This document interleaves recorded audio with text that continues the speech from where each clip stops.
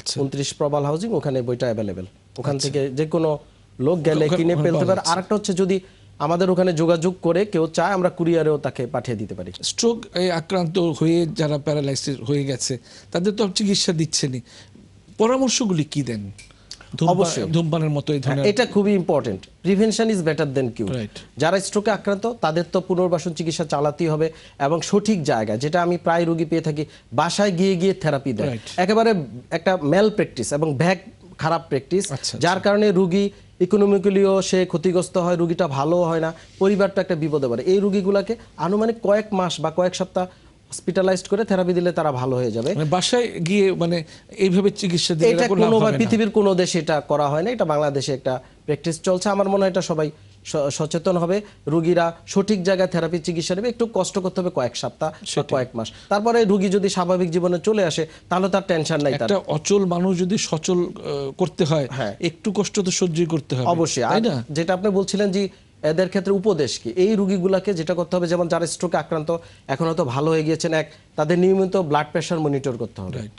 দ্বিতীয়ত ডায়াবেটিস থাকলে সেটাকে কন্ট্রোলে রাখতে হবে, Full control। ডায়াবেটিস স্পেশালিস্টের সব সময় সান্নিধ্যে থাকতে হবে। হার্টের সমস্যা থাকলে কার্ডিওলজিস্টের শরণাপন্ন হয়ে চিকিৎসা চালিয়ে যেতে হবে।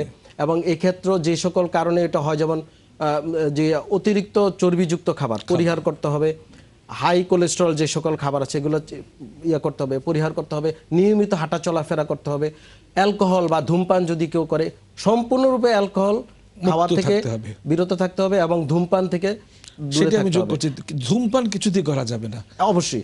এবং এই রোগীগুলা যেটা হয় কি, বারবার হয় ওই একই কারণে। অনেক সময় আমি প্রায় কেস পাই যে রোগী লুকিয়ে লুকিয়ে ধূমপান করে, সেই বাথরুমে গিয়ে, টয়লেটে গিয়ে। হ্যাঁ, এবং একটু যেহেতু স্ট্রোকের রোগীরা একটু বয়স্ক হয়, দেখা যায় নাতি বা ছোট কেউ থাকলে তাকে হয়তো কিছু পয়সা দিয়ে তারা ধূমপানটা করে, এবং আবার ফার্দার স্ট্রোক করে। ডায়াবেটিস হলে তো লুকিয়ে লুকিয়ে মিষ্টি খেয়ে ফেলে, এটা একটা অভ্যাস আছে প্রায় রোগী।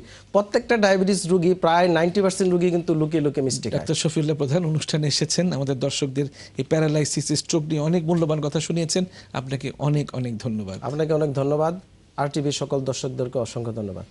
প্রিয় দর্শক, সময় মতো সঠিক চিকিৎসার মাধ্যমে কেমন করে প্যারালাইসিসে আক্রান্ত ব্যক্তিকে সুস্থ করে তোলা সম্ভব, আমাদের আলোচনা থেকে আপনারা নিশ্চয়ই সেই বিষয়টি সম্পর্কে ধারণা লাভ করেছেন।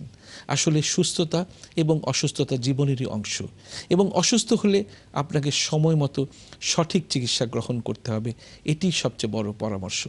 আজ সময় শেষ, তাই আজ বিদায় নিতে হবে। তবে যাবার আগে জানিয়ে দিতে চাই, আমাদের এই অনুষ্ঠানটি আবারও পুনঃপ্রচার করা হবে আজ শনিবার রাত 1:45 দেখবার আমন্ত্রণ জানিয়ে বিদায় নিচ্ছি। সকলের জন্য রইল অনেক অনেক শুভকামনা।